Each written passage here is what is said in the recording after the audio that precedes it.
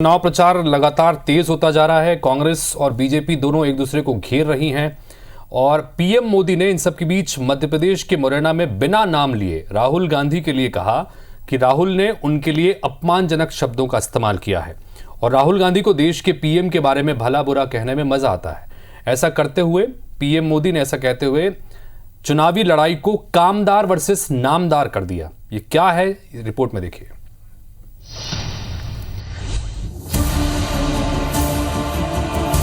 अब जैसे ही मैंने ये देश के एक्सरे की बात की, वो नरेंद्र मोदी कांपने लग गया। जैसे ही मेरे, उसकी आदत है, जैसे उसको डर लगता है ना, वो झूठ बोलना शुरू कर देता है। जैसे ही उसको डर लगता है, वो कभी पाकिस्तान की बात करेगा, कभी चाइना की बात करेगा, तो एक के बाद एक झूठ बोल रहा है, मगर इस बार नहीं निकल पाएगा। कांग्रेस के शहजादे अब आजकल वो जरा इतने चिंतित है कि आए दिन उनको मोदी का अपमान करने में मजा आता है। देश में लोकसभा चुनाव के दूसरे चरण की वोटिंग अभी हुई नहीं है, लेकिन नेताओं के बयान से सियासी पारा हाई है।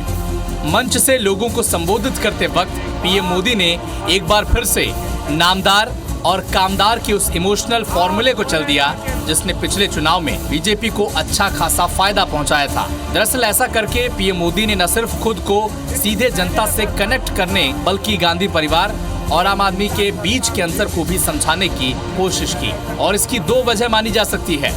पहली ये कि पहले चरण में वोटिंग परसेंटेज बीजेपी की उम्मीदों से कम रहा, और दूसरी वजह ये कि धर्म के नाम पर आरक्षण, ओबीसी को मौका, मंगलसूत्र और सैम पित्रोदा के बयान के बीच गर्माती सियासत में विपक्षी दल पूरी बराबरी से मुकाबला कर रहे हैं। अपनी माता इंदिरा गांधी से मिले हुए पैसों को बचाने के लिए उस समय के प्रधानमंत्री श्रीमान राजीव गांधी ने अपनी संपत्ति बचाने के लिए पहले जो इनहेरिटेंस कानून था उसको समाप्त किया और खुद के पैसे बचा लिए। तो आज फिर सत्ता पाने के लालच में ये लोग वही कानून ज्यादा कड़ाई से वापस लाना चाहते हैं। दरअसल ये बीजेपी की उस रणनीति का हिस्सा है जिसमें वो खुद मुद्दे खड़े कर विपक्षियों को उस पर आने के लिए मजबूर करती है। नतीजा ये होता है कि आधी लड़ाई में ही बीजेपी विरोधियों से काफी आगे निकल जाती है। बीजेपी लगातार ऐसा पिछले कई चुनावों से कर रही है जिसके ज्यादातर नतीजे उसके पक्ष में आए हैं, जबकि कांग्रेस की तरफ से गांधी परिवार के करीबी सैम पित्रोदा के बयान से पार्टी आगे बढ़ने के बजाय बैकफुट पर पहुंच जाती है। वैसे कांग्रेस मोदी के इन बयानों को असली मुद्दों से पीछे हटने की चाल कहती है, तो बीजेपी को लगता है कि गांधी परिवार ही वो निशाना है जिसे साध कर सत्ता की कुर्सी हासिल हो सकती है। प्रधानमंत्री के सारे भाषण अगर आप देखें तो आपको लगेगा कि वो बार बार मुद्दों से भटकाने के लिए जनता को गुमराह कर रहे हैं। वो महंगाई की कहीं बात नहीं करते, वो कहीं बेरोजगारी की बात नहीं करते, वो कहीं चीन की बात नहीं करते, खत्म हो रही सहिष्णुता की बात नहीं करते। जब भी मौका आता है तो वो कोई ना कोई नया सी गुफा ला करके लोगों को डाइवर्ट करना चाहते हैं। सवाल इमोशनल कार्ड का नहीं है, सवाल भाषा के संस्कार का है।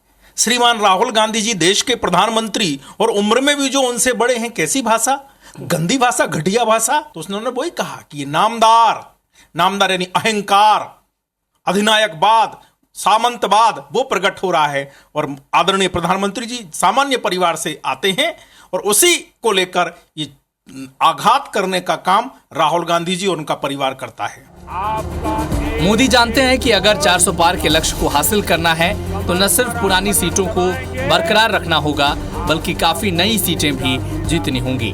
मोदी इन दिनों रोज 4 कार्यक्रम में हिस्सा ले रहे हैं और लगातार अपडेट भी हो रहे हैं। ये आप इससे ही समझ सकते हैं कि बुधवार को सुबह सैम पित्रोदा का बयान सामने आने के बाद अपनी पहली ही रैली में उन्होंने इसे लेकर कांग्रेस को कटघरे में खड़ा किया। आखिर में याद करिए कि चाय वाला वो बयान जिसने लोकसभा चुनाव में मास्टर स्ट्रोक का काम किया था। तो इंतजार करिए कि क्या इन चुनाव में भी कोई ऐसा शब्द सामने आएगा जो पूरी बाजी कांग्रेस या फिर बीजेपी के पक्ष में कर देगा। मुरैना में नासिर गौरी के साथ विवेक पटैया, IBC 24 भोपाल।